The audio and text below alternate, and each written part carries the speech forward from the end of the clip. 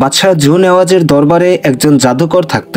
জাদুকরের বয়স বেশি হওয়ার কারণে সে বাদশার কাছে আবদার করল, হে বাদশাহ, আমাকে একটি চালাক চতুর বালক দিলে আমি তাকে এই জাদুবিদ্যা শিক্ষা দিতাম। জাদুকরের চাহিদা অনুযায়ী তার কাছ থেকে বিদ্যা শিক্ষার জন্য একজন বালককে মনোনীত করা হলো। এই বালকের আসা যাওয়ার পথে জনৈক খ্রিস্টান পাদ্রী বসবাস করত। সে যুগে খ্রিস্টান ধর্মই ছিল সত্য ধর্ম। পাদ্রী অধিকাংশ সময়ই ইবাদতে মশগুল থাকত। বালকটি তার কাছে আসা যাওয়া করত এবং সে গোপনে খ্রিস্ট ধর্মে দীক্ষিত হয়ে গেল। একদিন বালকটি দেখল যে একটি সিংহ পথ আটকে রেখেছে এবং মানুষ সিংহের ভয়ে অস্থির হয়ে ঘোরাফেরা করছে। বালকটি এক খণ্ড পাথর হাতে নিয়ে দোয়া করল, হে আল্লাহ, যদি পাদ্রীর ধর্ম সত্য হয় তবে এই সিংহ আমার প্রস্তরাঘাতে মারা যাক, আর যদি জাদুকরের ধর্ম সত্য হয় তবে যেন সিংহটি না মারা যায়। এ কথা বলে সে পাথর নিক্ষেপ করতেই তা সিংহের গায়ে লাগলো এবং সিংহ মারা গেল। এরপরে মানুষের মধ্যে এ কথা ছড়িয়ে পড়ল যে এই বালক এক আশ্চর্য বিদ্যা জানে। জনৈক অন্ধ এ কথা শুনে এসে বলল, আমার অন্ধত্ব মোচন করে দিন। বালক বলল, তুমি আল্লাহর সত্য ধর্ম কবুল করলে আমি চেষ্টা করে দেখব। অন্ধ এই শর্ত মেনে নিল। সে মতে বালকটি দোয়া করতেই অন্ধ তার চক্ষু ফিরে পেল এবং সত্য ধর্ম গ্রহণ করলো।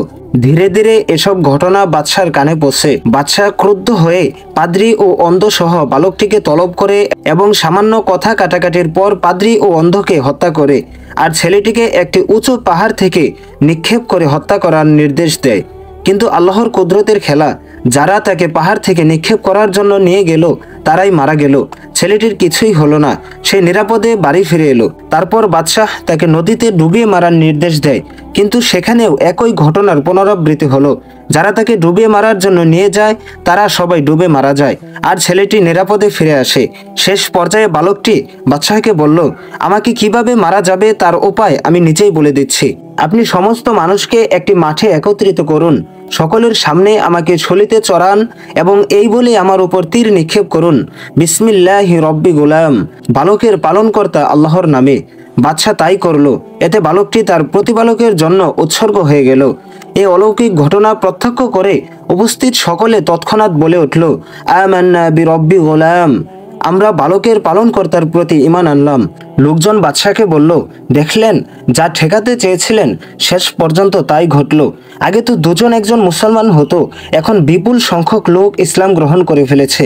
বাদশাহ ক্রুদ্ধ হয়ে বড় বড় গর্ত খনন করে সেগুলোকে ভালোভাবে আগুন জ্বালিয়ে ঘোষণা দিল, যারা ইসলাম ত্যাগ করবে না তাদের এই জ্বলন্ত অগ্নিকুণ্ডে নিক্ষেপ করা হবে। শেষ পর্যায়ে সবাইকে আগুনে নিক্ষেপ করা হচ্ছিল, কিন্তু কেউ ইসলাম ত্যাগ করতে রাজি হয়নি। একজন মুসলমান মহিলাকে ধরে আনা হলো। তার কোলে ছিল দুগ্ধপুষ্য শিশু।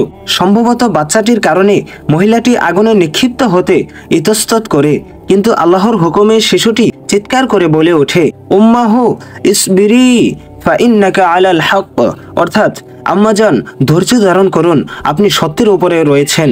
মুহাম্মদ ইবনে ইসহাক রহমাতুল্লাহি আলাইহি এর রিওয়ায়াতে রয়েছে, ইয়ামানের যে স্থানে এই বালকের সমাধি ছিল, ঘটনাক্রমে কোনো প্রয়োজনে সেই জায়গায় হযরত উমর রাদিয়াল্লাহু তাআলা আনহু এর খেলাফতকালে খনন করা হলো এবং তার লাশ সম্পূর্ণ অক্ষত অবস্থায় নির্গত হয়। লাশটি উপবিষ্ট অবস্থায় ছিল এবং হাত কোমর দেশে রক্ষিত ছিল। বাদশাহের তীর সেই কোমরেই লেগেছিল। কোনো একজন দর্শক তার হাতটি সরিয়ে দিলে ক্ষতস্থান থেকে রক্ত নির্গত হতে থাকে। হাতটি আবার পূর্বের ন্যায় রেখে দেওয়া হলে রক্ত বন্ধ হয়ে যায়। হাতের আংটিতে আল্লাহু রব্বি লিখিত ছিল। ইয়ামানের গভর্নর খলিফা হযরত উমর রাদিয়াল্লাহু তাআলা আনহুকে এই ঘটনার সংবাদ দিলে তিনি উত্তরে লিখে পাঠালেন, তাকে আংটি সহ পূর্বাবস্থায় রেখে দাও। হযরত ঈসা আলাইহিস সালাম এর জামানায় ইয়ামান দেশে এই ঘটনাটি ঘটে।